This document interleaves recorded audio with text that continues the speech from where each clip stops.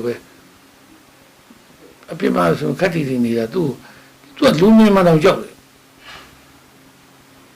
သူကအဲ့လိုပဲသူအေးအပြစ်မှာရှောက်ဝင်ရှိကြပါမပြောသူကအော်ဒီခွင်းထဲမှာပြောတာအပြင်မှာသူကခက်တီတီပဲမပြောဘူးသိပြီချစ်မိမအမောင်များလားဘာလို့လဲကြာခင်ဗျားလည်းနှခမ်းမွေးနေကြအတဲကိုရတော့တာပဲခင်ဗျားနှခမ်းမွေးရတော်တော်တင်နာတာပါရဲ့နော်သူကကံကောင်းပါလေကံကောင်းတာတော့အဲ့ဒီသူမြေခွက်တွေပါဝဲတာကျွန်တော်အရင်ပေးတဲ့ကလေးတွေနဲ့မြေတော့ဟိုတင်ကြီးရ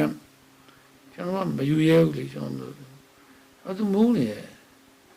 ကျွန်တော်ဝယ်မပြားတယ်ခင်ဗျားဝယ်ကျွန်တော်ဝယ်မယ်ကျွန်တော်ဝယ်မပြားဘယ်တော့တိတ်လေးတယ်ပြေကျွန်တော်ဝယ်ပြီအဲ့ကျွန်တော်မဝယ်ရလို့မဝယ်ဘူးဝယ်တယ်သူမြတ်တာပဲအများကြီးမြတ်သွားတယ်